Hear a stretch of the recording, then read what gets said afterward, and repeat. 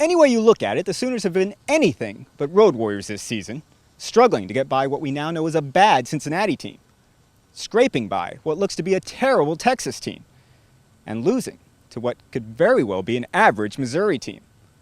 So what made Sooner fans think that OU could come to College Station on Saturday night and get the win in a hostile atmosphere?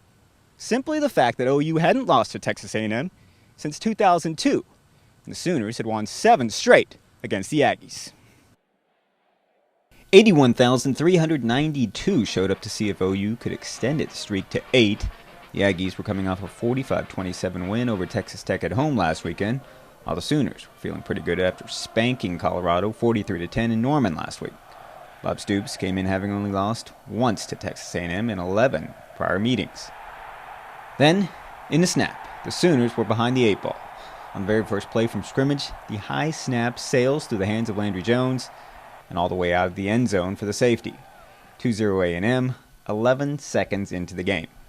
First play from scrimmage after the free kick, the Aggies' new quarterback Ryan Tannehill fakes the handoff and fools everyone, including me, as he speeds away for a 48-yard gain down to the OU 22.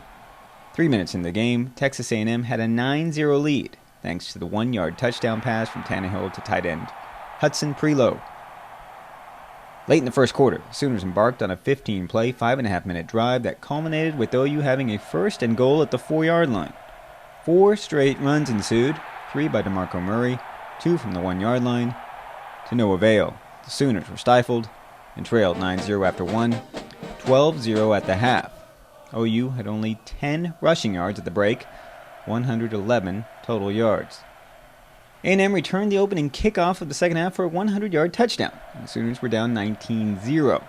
4 minutes into the third quarter, OU's touchdown king finally found pay dirt, leaping in from 1 yard out. 19-7 Aggies. It had been over 3 years since the Sooners had failed to score in the first half. It was only about a minute and a half later that Jamel Fleming picked off Tannehill, and OU was in business at the A&M 26.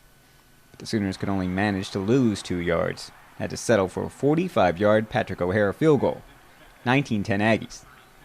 Seemed the tide had turned as A&M went 3 and out, and a Ryan Broyles punt return put the Sooners back in Aggies territory.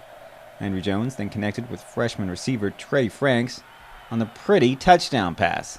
19-17 Aggies, with over 4 minutes left in the third, was the first touchdown catch of Franks' career. Early in the fourth, the Sooners were looking for the lead with the 49-yard Patrick O'Hara field goal attempt, except it was a fake. Holder John Nemo reared back and released the perfect pass for the streaking tight end James Hanna. But off their fingertips it fell, and Bob Stoops could feel the momentum shift squarely back to the Aggies. A&M immediately responded with a 2-minute, 68-yard touchdown drive, and OU trailed 26-17. Still, a big DeMarco Murray kickoff return led to the 36-yard field goal attempt by Patrick O'Hara, which was awfully astray. Wasted opportunities were piling up. A&M responded with a dagger, this time in the way of the 64-yard touchdown pass from Tannehill to Ryan Swope. It was 33-17 with under 8 minutes left. OU then drove to the 1-yard line, where the invisible force field once again repelled the Sooners. Trey Millard was stuffed on 4th down this time, as precious time continued to tick away. Third time's a charm. With under a minute and a half left after an OU safety on a blocked punt, the Sooners still have slim hopes if they can get the touchdown and convert the onside kick. Once again, 3 straight DeMarco Murray runs, the final 2 from only 2 yards out, come up well short. And that's all, folks. Sooners run 104 plays, get 29 first downs, but rush for only 72 yards. The Road Wars continue with a 33-19 loss at A&M. No, there's no way to explain it. I would say this, though. I never have felt that they came in relaxed or not ready. If anything, maybe we were too, I don't want to say hyped up, but kind of, anxious and on edge, and sometimes that doesn't always work the best. So I'm not going to sit here and act like our guys came in not ready to play. I just don't feel that way. That's not I didn't see that. On the kickoff return. And I am proud of them the way they fought back. I'm not proud of the fact we couldn't finish it off, but they played hard, and A&M just played better. You expect to score every time you get the ball, but And once you get down there and then they stuff you, and there's not much you can do about it. They made a great play. They played a lot more physical and played with lower pads. So, A&M played a great game.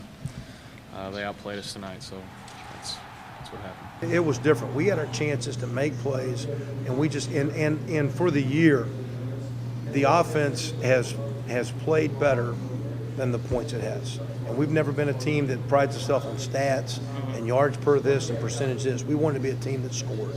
Yeah. And we're moving the ball, and we've got a lot of playmakers, and we're not finishing the drives and get the points. What's frustrating and very reminiscent to Missouri, where you're in control of the game and you really feel like the momentum's with you, is that so you lost the game, but you made it too easy on them.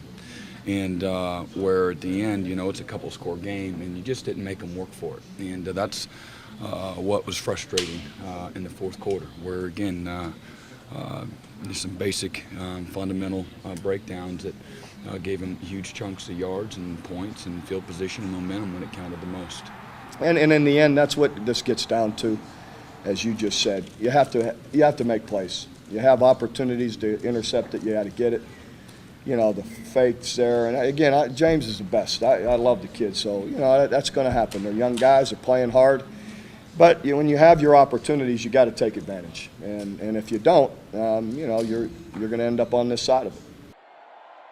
So once again, OU's national title hopes are gone.